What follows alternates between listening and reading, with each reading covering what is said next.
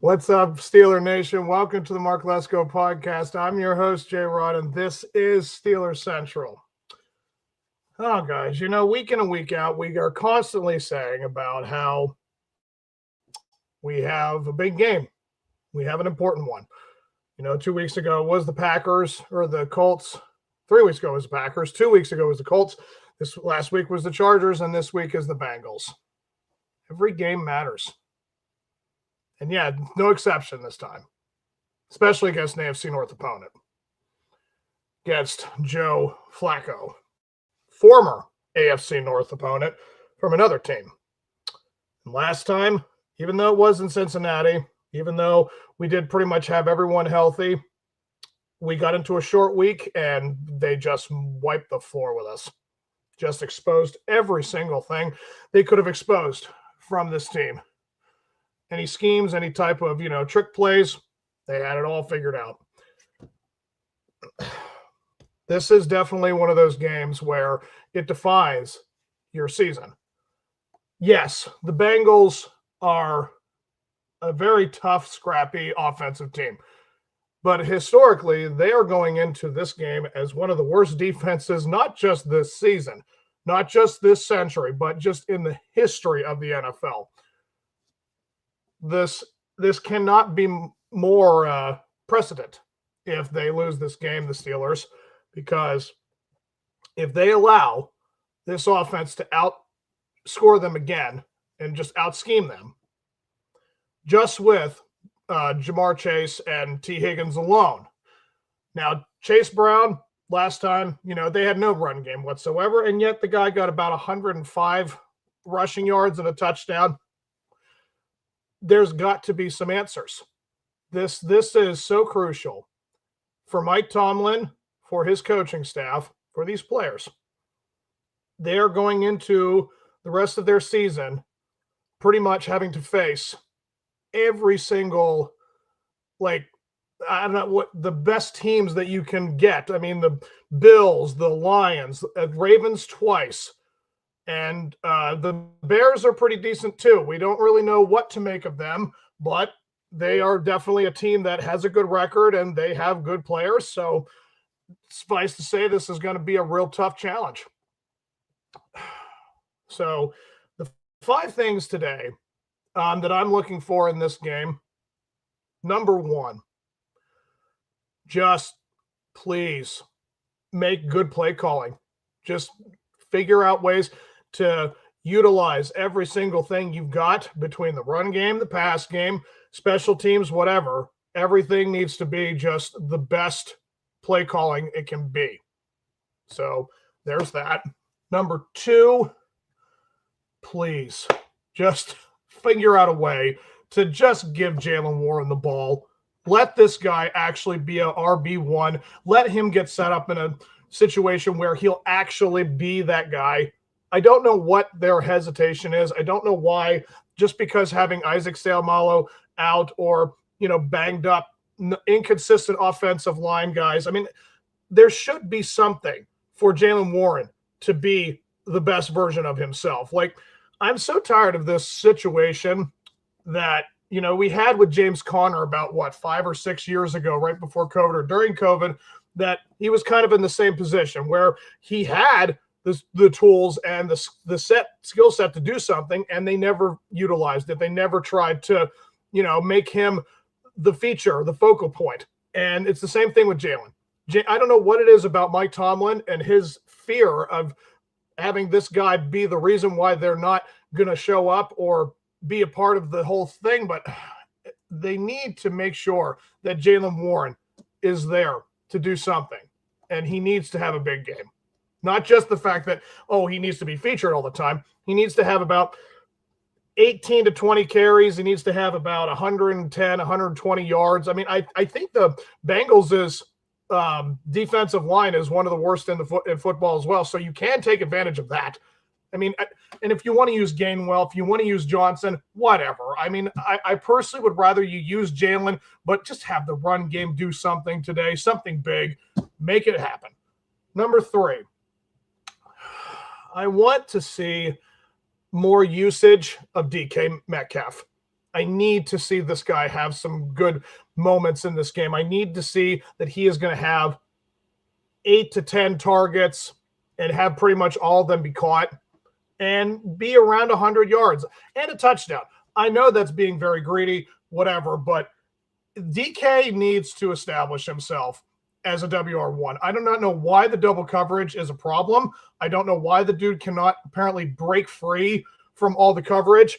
He's one of the fastest wide receivers I've ever seen, and yet he can't get open, or they can't get it downfield for him. I really don't know what the issue is, but the fact that this dude has been brought in to get $50 million, $30 million a year, and we've seen basically about 450, 500 yards so far from the guy, it's not good enough. It's not something that you, as a fan, want to see from your WR1. He needs to establish himself. He needs to get that going today. So, number 4, I just don't want to see them give up bad plays. In terms of the line itself, like now the cornerbacks is a completely different situation today. Yes, I know that JPJ and Nicholas and guys like that, they're going to get exposed again. I mean, we got to prepare ourselves, guys. I just don't think that our cornerbacks are in the best position to do anything special, because you've seen what they've been doing all this season, and they haven't really shut anybody down yet, really. Every wide receiver that is decent or very good, obviously, has been getting everything they're supposed to get. So we can't ask the cornerbacks to just all of a sudden turn it on and be like their best version. No, we have to have everything else buttoned up. We have to have the free safety. We have to have Ramsey. We have to have Drugger do a lot. The line itself, Wilson, Hayward, guys in the company, Patrick Queen, everyone needs to show up today. They need to give the best versions of themselves and force Joe Flacco to be a little more, pressured. I mean, obviously TJ, and I think Highsmith is out. I don't know what his issue was, but hey, that opens the door for Nick Herbig and company to do something spectacular too. So there you have that. And number 5, I mean, it's just obvious, guys, win the game. I mean, it's a terrible cliche, but this is the 5th thing. I rarely ask for that because, again, you don't know how the matchup will look like. You don't know what the outcome will be. But in today's 5 things I want to see, my last thing is win this game, guys. I don't care how it looks. I mean, I kind of care how it looks, but I just, please have more points than the Bengals, please. Do not let this team take 2 from you this season. Do not get swept by this team. Take 1 for today and, move on for the next week after that. So that is my look into the Bengals and Steelers game. I know that, again, the offense for the Bengals, absolutely fantastic, but the Bengals' defense is one of the worst. Please, Aaron Rodgers and company, please take advantage of this. Do everything you can to put points up. Call and response, whatever they do, you do too. And at the end of the game, have the ball and kick the field goal. Get out of this game with more points, just please. So let's move on to my halftime show, which I usually do this during the week, but I didn't have time this week in particular. So I wanted to do a top 10 list. And from looking at what I saw from week 10 and what you're seeing so far this week, I'm going to say that my top 10 team, we are not in it, just to be surprised. But for me, I think if I look, what do we have here? I think if I say it, I'm going to say the number 10 team is going to go to the Los Angeles Chargers. They're still the 10th best team in the NFL. Yeah, Justin Herbert and them. They didn't have the most spectacular game against us, but, Ladd McConkey had a great game. They moved the ball. They didn't make any bad choices. They know how to play the game. Jim Harbaugh has that team very well coached. So, number 9, I'm going to give that to the Los Angeles Rams. Sorry, the Los Angeles Rams are the number 9 team. Yeah, Matthew Stafford, Sean McVay, they've been doing some pretty spectacular things so far this season. I very much appreciate what Puka Nacua gives for them. They just have great defense. They're just a buttoned up team. They're well coached. It's all about, if you're well coached, you have a great chance of doing something in this league. So number 8, I'm going to have to give that one to, I'm going to give that to the Denver Broncos. Sean Payton and company. I know they haven't been the flashiest team the last several weeks. I know that, but they've been winning their games. They just keep on showing up. They are winning all the time. That's what matters. It doesn't matter if it's the flashiest. It's not the NCAA, guys. It doesn't matter, how many points you put up or your rankings. If you win, you have a better record than most of your division. And that team is just absolutely doing some spectacular things. So keep that going, and they'll be in the playoffs for sure. They are definitely a playoff team, and they'll win their division, have a home game. They're going to be a good team going forward. Number 7, I'm going to give that one to – I'm going to give it to the Buffalo Bills. They're slightly in the top 10.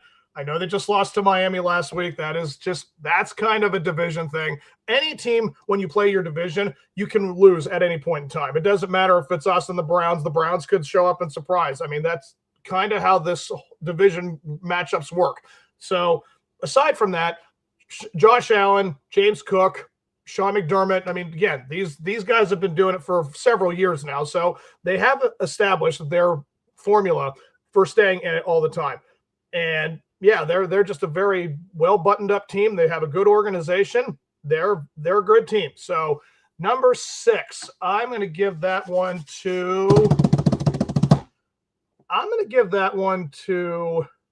the Seattle Seahawks.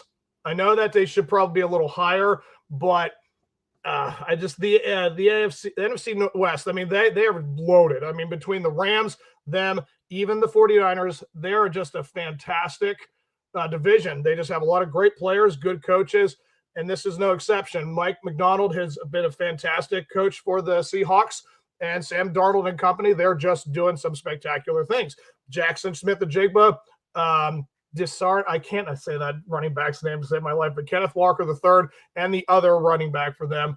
Yeah, they just have great players, good staff. They're doing everything they can to be relevant, and I very much am impressed with what I see from them. And number 5, that is going to go to – I'm going to give that one to the Tampa Bay Buccaneers. Yeah, I mean, even though they have a lot of injuries, they're still just putting up big points. Baker Mayfield and company, they're just absolutely fantastic. You can't ask for more. Again, all the injuries, and they're still winning games. They're just showing up. I know they lost to the Patriots, but therefore that means my number 4 team is the New England Patriots. Drake May and company, Mike Vrabel, these guys are absolutely phenomenal. You can't really do much more for what your season. I mean, we all thought they were going to be a 500 team. I didn't anticipate them being the leaders of this division up until this point in the season. I mean, they're absolutely fantastic. So yeah, it's a nice surprise. It's nice when things like this happen. And I can actually root for this team. You can't root for the Tom Brady, Bill Belichick years if you were not a Patriots fan. But yeah, this is actually fun football. Like, I very much appreciate what Mike Vrabel has done for that organization. And again, Drake May is looking like a very reliable guy. Let's see, the number 3 team, I'm going to give that one to the Detroit Lions. I think Detroit is very much the team that they have been for the past couple of years.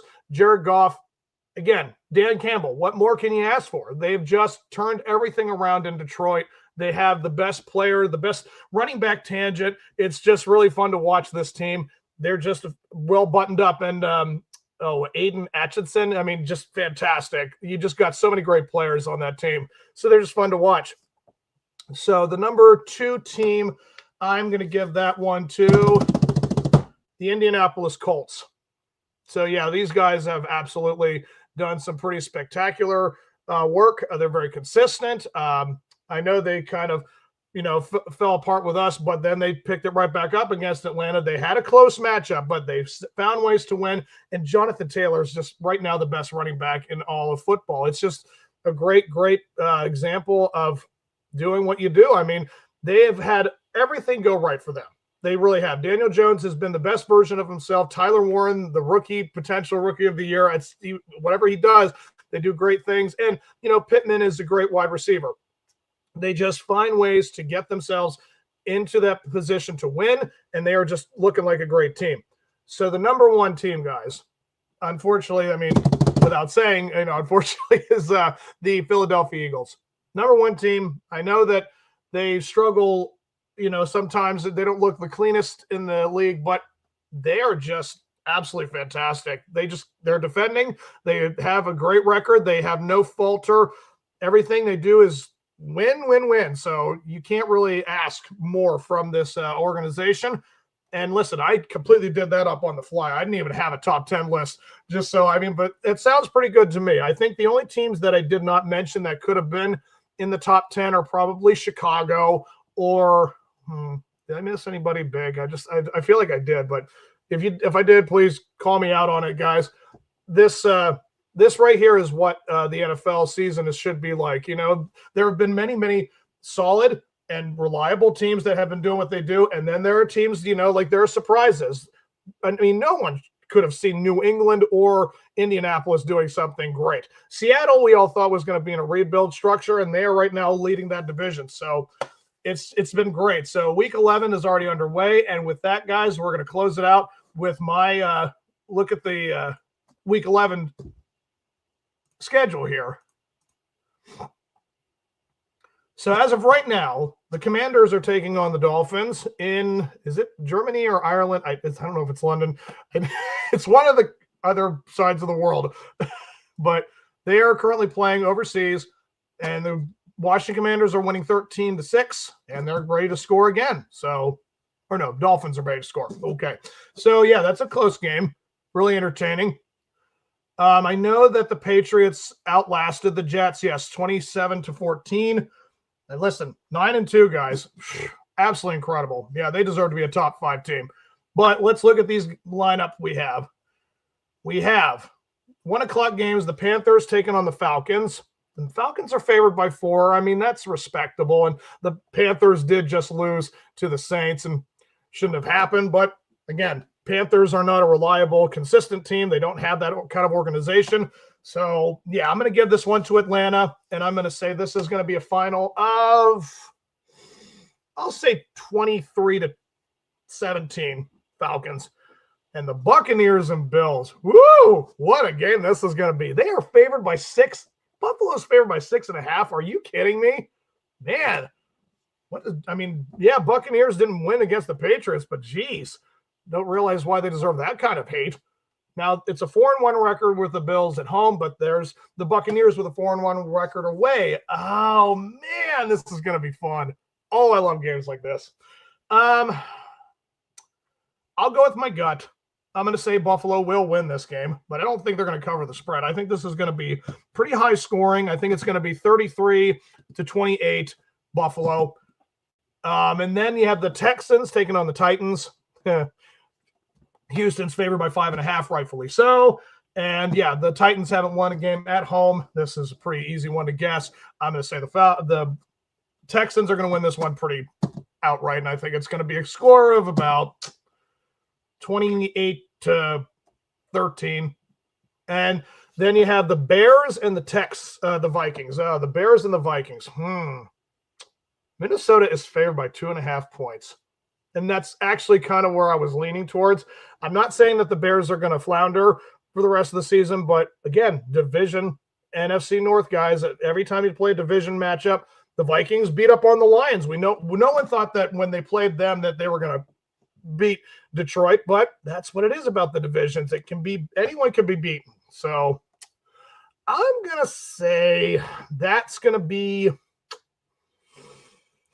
it's going to go back and forth. I'm going to say a slight edge to the Bears. I don't want to say it, but I want to see if they can actually come into the Steelers game with a 7-3 record, and I think they will. It'll be so back and forth. I know that the Vikings have Justin Jefferson and Addison Russell. I know they've got great wide receivers. J.J. McCarthy did come off, a good game last week or the week before. I can't remember if it was week 10 he lost. But no, he's been looking good enough. It's going to be tough, but I think Caleb Williams and company will find a way to get this one. And it's going to be 27-24 Chicago. Packers and the Giants. Ooh, yeah, the Packers, being favored by 7. Yeah, that's an easy one to go with, too. I'm going to say the Packers will beat the Giants. They just lost Brian Dubel. They just fired the guy, so they're not going to have a coach. And I think Jameis Winston is in this game for the Giants, I think. I know they don't have Russell Wilson starting. Yeah, I think it's pretty straightforward. That'll be one. Packers 27 to, I'll say 14 Packers. And again, we know that game. I'll do that one last, guys. I'll do that prediction at the end. So the Chargers and the Jaguars, fascinating. And Chargers are favored against the Jaguars at home. That is interesting. There's a lot of good players on the Jacksonville side, and I know what the Chargers did against us, and they did travel just fine, they traveled just fine. They're 3-1 away. I'll say I will give it to the Chargers, but it's going to be a really close game. I think that is going to be around the spread. I think it's going to be about 28 to 20. Would that be 27? Yeah, I think it'll be it'll be a one-score game, but the Chargers will win that one. Then the Seahawks and Rams. Here we go. Another great game. Woo! The Rams are favored by 3.5. Hoo-wee. The Seahawks have not lost a game away. Wow, that's fascinating. 3-1 at home. Matthew Stafford versus Sam Darnold. Sean McVay taking on Mike McDonald. Oh, back and forth, guys. Oh, these division games. That's the thing. It's a division game, and they're both 7-2. Oh, give me Seattle. Oh, I hate that I just did that, but I think they're going to have a 5-0 record, and they're never going to lose a game away.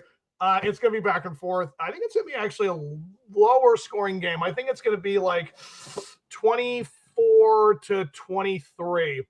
Seattle. I think it's going to be back and forth, but I think it's going to be a kind of a low scoring game. The 49ers taking on the Cardinals. The 49ers should have this game. Yeah, they're favored by 3.5.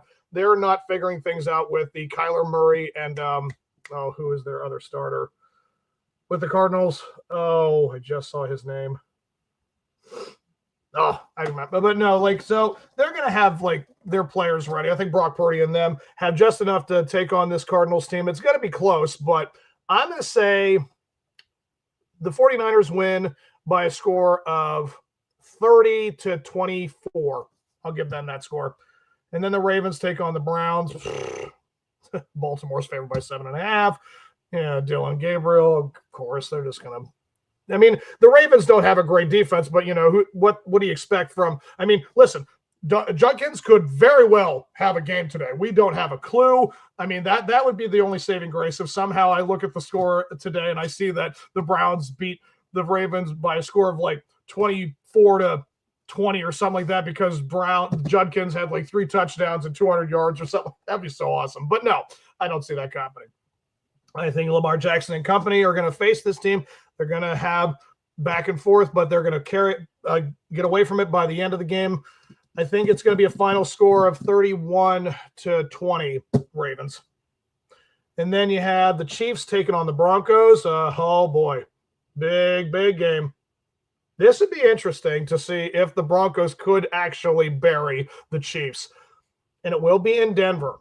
But they are favored by 4.5 points. And we know that Patrick Mahomes and we know that Travis Kelce and Andy Reid, they just will not go away. Until something is proven or something is put out there, we just can't assume that Kansas City is ever going to not be involved.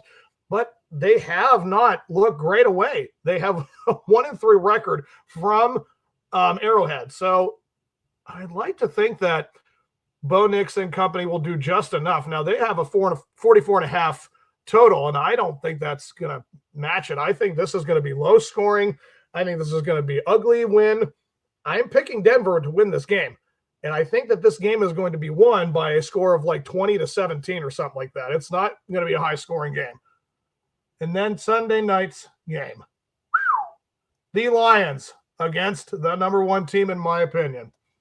And the Eagles are favored by 2.5 points. Man, what a matchup this is going to be. that record of 3-2 away kind of gives you like, there's a little pause for concern.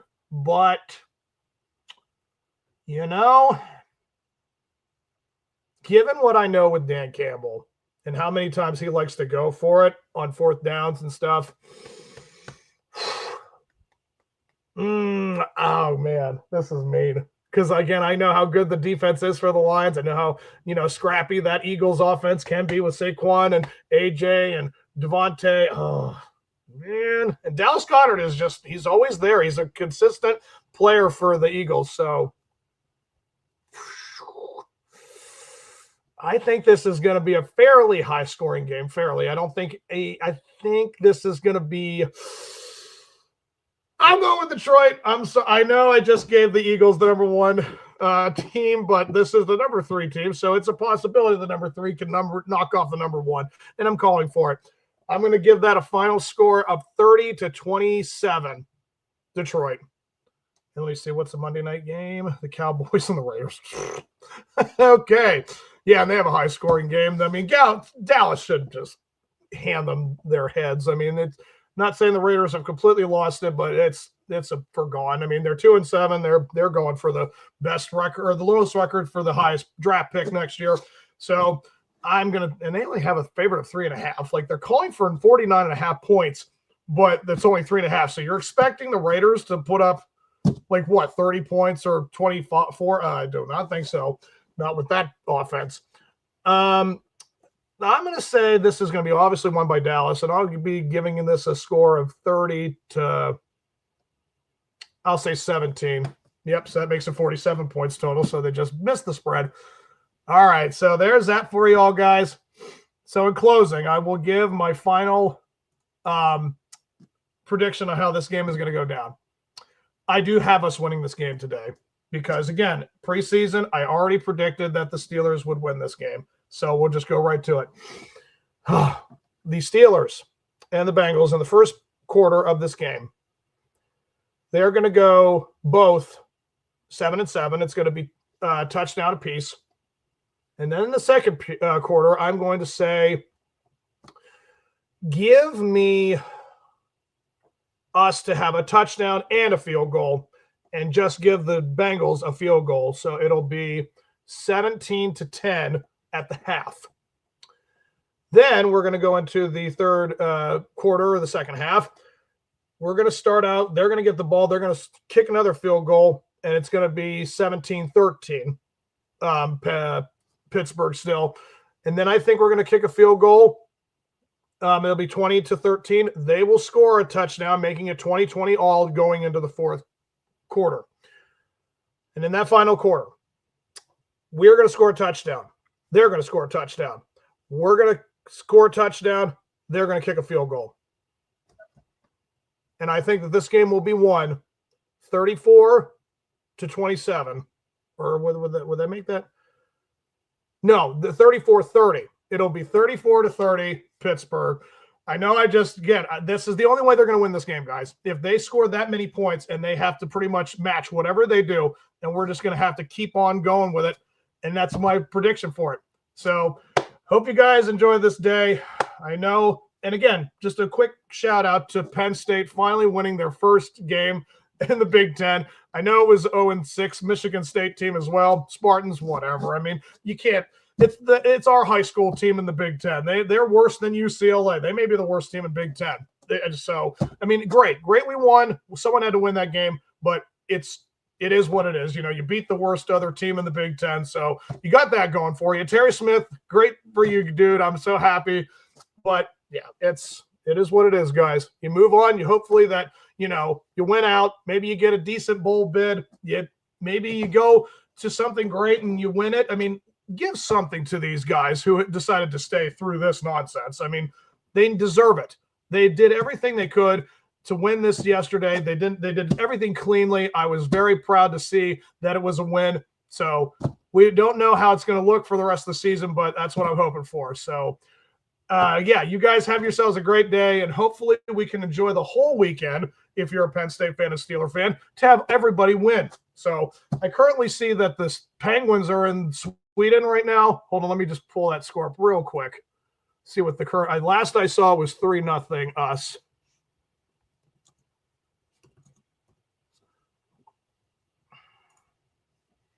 Yeah, we're going to the third period. Still 3-0, guys. We have 5 minutes left in that sucker. We'll win that one. Oh, I'll be more talking about that with my Penguins episode. But hey, you guys have a great day, and I will see you after the game. Until then, here we go, Steelers, guys.